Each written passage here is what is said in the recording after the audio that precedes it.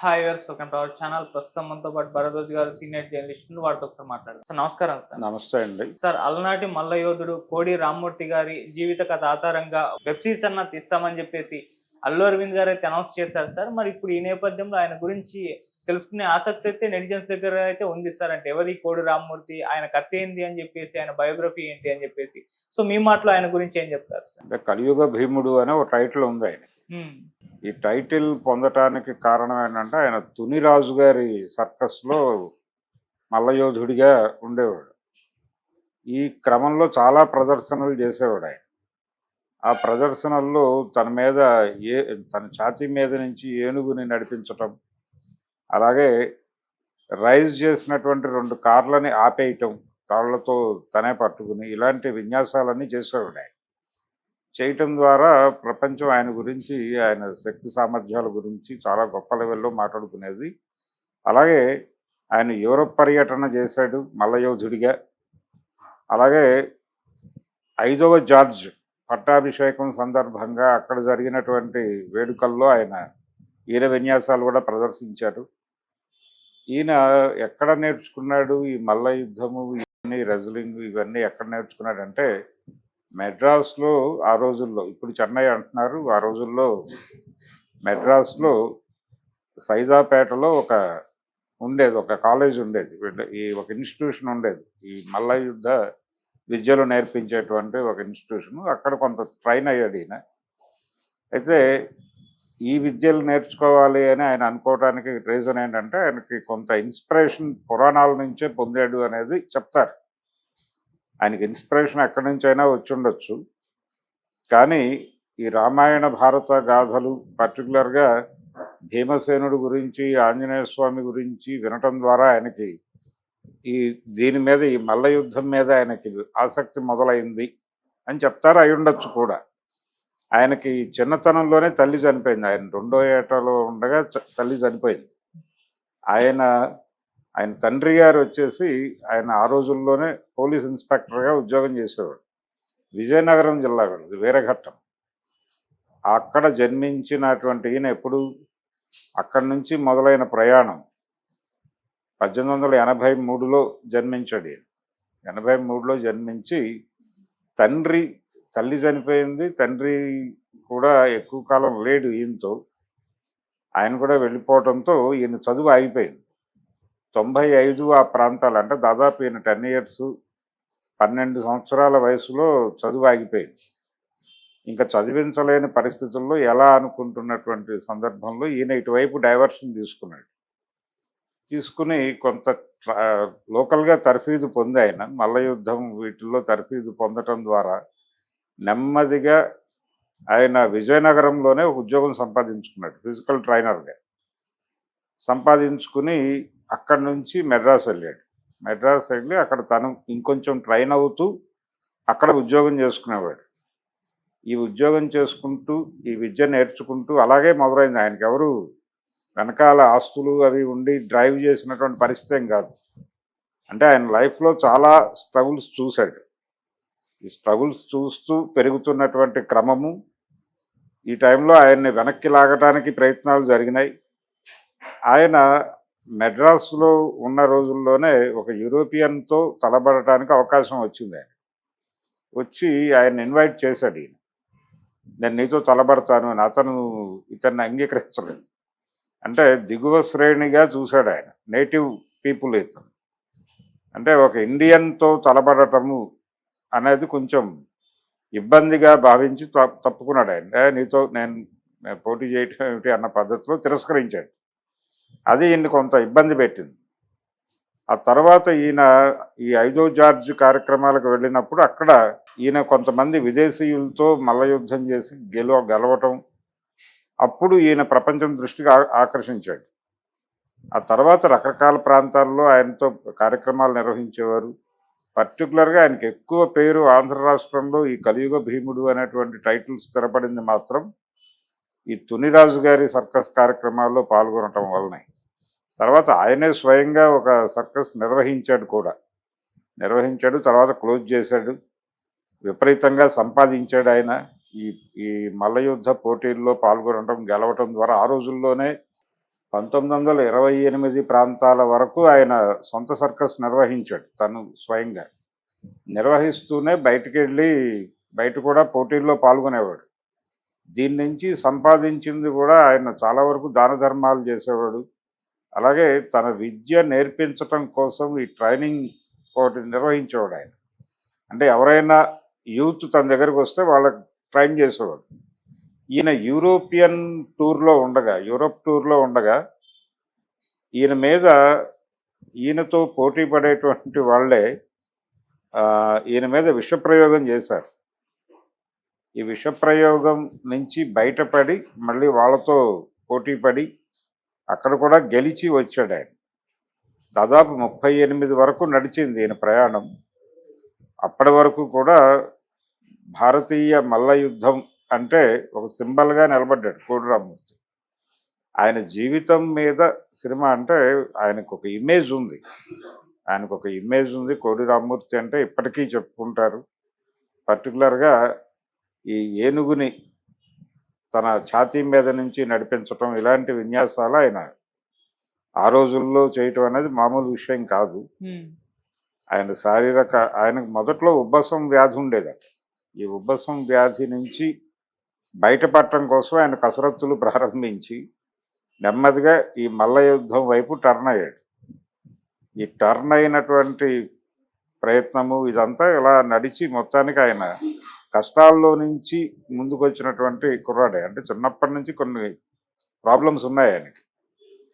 తల్లి చనిపోవటము, తండ్రి ఎక్కువ కాలం తండ్రి నీడలో ఉండలేనటువంటి పరిస్థితి, ఇలా నానా కష్టాలతోనే నడిచింది ఆయన జీవితం. ఒక టార్గెట్ పెట్టుకుని ఫిక్స్ అయ్యి నడిపాడు ఆయన. అలా ఆయన జీవితాన్ని చెప్పటం, ఆయన బయోపిక్ తీయటము, దీనికి సంబంధించిన పరిశోధన చేయటము. అయితే కోడి రామ్మూర్తి గారి జీవితాన్ని తెరకెక్కించాలి అనేది ఈ ఆలోచన చాలా కాలంగా తెలుగు సమాజంలో ఉంది, సినిమా ఇండస్ట్రీలో ఉంది. ఇది సినిమా తీయాలా లేకపోతే వెబ్ సిరీస్ తీయాలా అని మాట్లాడుతున్నాడు ఆయన. వెబ్ సిరీస్ చేసేంత కంటెంట్ ఉంది ఆయన జీవితంలో. అంటే ఇంకొంచెం పరిశోధిస్తే ఆయన జీవితంలో తెలియని కోణాలు చాలా తెలుస్తాయి. అక్కడ విజయనగరం నుంచి మొదలై. రెండోది, అల్లు అరవింద్ గారు ఈ ప్రస్తావన చేయటం వెనకాల ఒక ప్రోగ్రాం ఉండుండొచ్చు. అంటే ఆయన ఒక సామాజిక వర్గానికి చెందినటువంటి వాడు. ఆ ఏరియాలో కూడా మాకు ఒక ప్రతిభ ఉంది, అంటే ప్రపంచ ప్రఖ్యాతి గాంచినటువంటి ఒక మల్లయుద్ధ యోధుడు మా కమ్యూనిటీలో ఉన్నాడు అని చెప్పుకోవడం ప్రౌడ్గా ఫీల్ అయ్యి ఆయన ఆ ప్రోగ్రాం చేయడానికి ముందుకు వస్తే వచ్చి ఉండొచ్చు. కానీ నిజంగానే ప్రపంచానికి తెలియజేయాల్సినటువంటి జీవితం కోడి రామ్మూర్తిది. ఆ ప్రయత్నం మొదలై చాలా కాలమైంది. నాకు తెలిసి దాదాపు 2018 కంటే ముందే జరిగింది. జరిగి చాలా పాత ఇన్ఫర్మేషన్ సంపాదించారు. అంటే పాత ఆంధ్రపత్రికల్లో ఆయన ఇచ్చినటువంటి ఇంటర్వ్యూస్, ఆయన్ని బాంబేలో జరిగినటువంటి ఒక కార్యక్రమం సందర్భంగా ఆంధ్రపత్రిక వాళ్ళు ఇంటర్వ్యూ చేశారు. ఆ ఇంటర్వ్యూలో కొంత ఆయన ఇన్ఫర్మేషన్ చెప్పాడు వాళ్ళకి. నాకు గుర్తున్నంత వరకు 1911లో జరిగింది. అందులో ఆయన అప్పటి వరకు ప్రపంచానికి తెలియని చాలా విషయాలు చెప్పారు, తన జీవితంలో తను పడ్డ కష్టాలు. ఇవన్నీ సేకరించడం అనేది చాలా కాలంగా జరుగుతోంది. ఒక టీం ఈ పనిలో ఉంది. అంటే ఏ సోర్సుల నుంచి ఇన్ఫర్మేషన్ దొరుకుతుంది అని ప్రధానంగా పేపర్లలో వచ్చినటువంటి వార్తలన్నీ సేకరించడం నాకు తెలుసు. అయితే అది ఇలాంటి టర్న్ తీసుకుంటుందని నేను ఇప్పటిదాకా ఊహించలేదు. కానీ ఈ ప్రయత్నం అయితే చాలా కాలం క్రితమే మొదలైంది. దాదాపు ఒక 8 ఏళ్ల క్రితం విన్నాను నేను. 8 to 9 years బ్యాక్. అప్పటికి రాష్ట్ర విభజన జరిగిపోయింది. కానీ రాష్ట్ర విభజన జరగటానికంటే ముందు ప్రెస్ అకాడమీ వెబ్సైట్లో పాత పత్రికలన్నీ ఉండేవి. ఈ పాత పత్రికల్లో చాలా సమాచారం, చాలామంది పాత వ్యక్తుల గురించి వాళ్ళు ఇచ్చినటువంటి ఇంటర్వ్యూస్ అవన్నీ దొరికేవి. అంటే ఎవరింట్లో వాళ్ళు కూర్చుని పరిశోధన చేసుకోవడానికి తగ్గ సరంజామా దొరికేది. ఆ తర్వాత రాష్ట్ర విభజన జరిగిన తర్వాత కొంతకాలానికి ఈ వెబ్సైట్ గందరగోళంలో పడి దాని నిర్వహణ ఆంధ్రప్రదేశ్ ప్రభుత్వం చేయాలా లేకపోతే తెలంగాణ ప్రభుత్వమా, ఎక్కడొక ప్రెస్ అకాడమీ ఏర్పడింది, అక్కడొక ప్రెస్ అకాడమీ ఏర్పడింది. ఈ ప్రెస్ అకాడమీల మధ్య కంటెంట్ షేరింగ్కి సంబంధించిన ఏదో సమస్య తలెత్తి అది ఫ్రీజ్ అయింది. ఇప్పుడిప్పుడు మళ్ళీ ఓపెన్ చేస్తున్నారు. ఆ సమయంలో అది ఫ్రీజ్ కాక ముందు చాలామంది ఈ పాత పత్రికల్లోకి వెళ్ళి కోడి రామ్మూర్తి గురించి సమాచారం సేకరించే ప్రయత్నం చేశారు. ఆ సందర్భంగా బయటకు వచ్చినవే ఈ ఇంటర్వ్యూలు. తర్వాత ఆ రోజుల్లో ఆటపాటలు అని ఒక పత్రిక నడిపేవారు. రాయలసీమ నుంచి వచ్చేది అది. ఆ రాయలసీమ నుంచి వచ్చేటువంటి ఈ ఆటపాటలు అనే పత్రికలో దీన్ని కూడా క్రీడగానే చూసేవారు. ఈ మల్ల యుద్ధాన్ని కూడా క్రీడగానే చూసేవారు. అందుకని కలియుగ భీముడు కోడి రామ్మూర్తి గారు ఆయన ప్రతిభా విశేషాల గురించి ఒక ప్రత్యేక వ్యాసం ఉంది దానిలో. అలాగే భారతిలో ఆయన గురించి వచ్చినటువంటి వ్యాసాలు ఇవన్నీ సేకరించారు. ఈ సేకరణ ఎందుకు జరుగుతోంది, ఈ సేకరణ జరగటం నేను చూశాను. ఎందుకు జరుగుతోంది అనేది అప్పుడు అర్థం కాలేదు. కానీ ఇప్పుడు అంటే అప్పటి నుంచి చాలా ప్రయత్నాలు. ఆ రోజుల్లో కూడా ఒక సినిమా చేయటం కోసం ఇవన్నీ సేకరిస్తున్నారు అనే మాట విన్నాను నేను. ఇప్పుడు అది వెబ్ సిరీస్ గానా సినిమానా అనేది ఇప్పటికీ డోలాయమాన స్థితిలోనే ఉన్నారు వాళ్ళు. ఆ డోలాయమాన స్థితి నుంచి బయటకు వచ్చి ఏదో కంటెంట్ రూపంలో కోడి రామ్మూర్తి జీవితాన్ని ప్రజల ముందుకు తీసుకురావడం అయితే మంచి పని. ఆ స్థాయి ఉంది ఆయనకు, ఆ స్ట్రైచర్ ఉంది. ఆయన తెలుగు ప్రాంతం పర్టికులర్గా ఆంధ్రప్రదేశ్ పేరుని అంటే మన వీరఘట్టం, మన విజయనగరం అనేదైతే చెప్పుకుంటున్నారో ఈ పేర్లని అంతర్జాతీయ స్థాయిలో ఆయన ఒక రకంగా దానికి ఒక ఇమేజ్ తీసుకొచ్చినాడు. అందుకని ఆయన బయోపిక్ కొంచెం ప్లాన్డ్గా తీస్తే ఆల్రెడీ ఆయనకు సంబంధించినటువంటి చాలా సమాచారం అవైలబుల్గానే ఉంది. ఆయన జీవితం ఎలా నడిచింది, ఏ టర్న్ తీసుకుంది. ఆయన దాదాపు 38 వరకు ఉన్నాడు. 38లో వెళ్ళిపోయాడు ఆయన. కాబట్టి అక్కడి వరకు ఆయనకు వచ్చినటువంటి బిరుదులు, అంతర్జాతీయ స్థాయిలో ఆయనకు వచ్చినటువంటి విశిష్టమైనటువంటి గుర్తింపు ఇవన్నీ కూడా అవైలబుల్గానే ఉన్నాయి పేపర్లో. ఈ కంటెంట్ ఆధారంగా సీన్స్ డివిజన్ చేసుకుని వాళ్ళు వెబ్ సిరీస్ చేయదగ్గ అంత ఉంది ఆయన లైఫ్లో. ఆయన పర్సనల్ లైఫ్ ఏమిటి అనేది కూడా ప్రపంచానికి భారీగా తెలిసిన సందర్భం కాదు. ఏదో చూసాయిగా నేను చదివినటువంటి వ్యాసాల్లో కూడా ఆయన ఈ క్రీడకి సంబంధించినటువంటి విశేషాలు ఉన్నాయి తప్ప ఆయన వ్యక్తిగత జీవిత దర్శనం తక్కువే. ఆయన తల్లిదండ్రులు ఎవరు, ఎక్కడి నుంచి వచ్చాడు అనే వరకు వివరాలు ఉన్నాయి తప్ప ఆయన మెడ్రాస్లో సైదాపేటలో సెటిల్ అయిన తర్వాత ఆయన పర్సనల్ లైఫ్ ఏమిటి అనేది ఎవరికి పెద్దగా తెలియదు. చాలా ఆర్టికల్స్లో ఆ విశేషాలు తక్కువే ఉన్నాయి. అయితే అవన్నీ కూడా జనాలకి క్యూరియాసిటీ ఉంది, తెలుసుకోవాలనేటువంటి తాపత్రయం ఉన్నటువంటి కళాకారుడు ఆయన. అది ఏ మేరకు వీళ్ళు పరిశోధన చేసి జనం ముందుకు తీసుకొస్తారు, ఎటువంటి ఇది లేకుండా అంటే ఒక సైడ్ తీసుకోకుండా ఆయన జీవితాన్ని యథాతథంగా ప్రజల ముందు ఉంచితే మాత్రం ఖచ్చితంగా ప్రయోజనాత్మకమైనటువంటి ప్రయత్నం అవుతుంది. అది అరవింద్ గారు చేస్తాం. అది ఏ మేరకు ఎలా చేస్తారు అనేది చూద్దాం. సార్ మీ ఒపీనియన్లో అంటే ఆయన పాత్రకి ఏ యాక్టర్ సూట్ అయ్యే అవకాశం ఉంది సార్ ఇప్పుడున్న ఈ టాలీవుడ్ హీరోస్లో మీ ఒపీనియన్? అంటే పర్సనాలిటీ ఉండాలి, ఒక రెగ్యులర్ పర్సనాలిటీ కావాలి.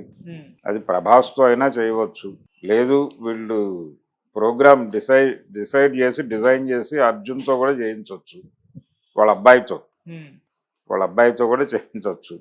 ఇలా ఎవరైనా సరే ఇప్పుడు దాదాపు 6 ప్యాక్ ఇదంతా ఒక డిజైన్డ్ వ్యవహారం నడుస్తుంది కదా. అయితే వీళ్ళ జిమ్ బాడీస్ వేరు, ఇవన్నీ జిమ్ బాడీస్ అంటాం మనం.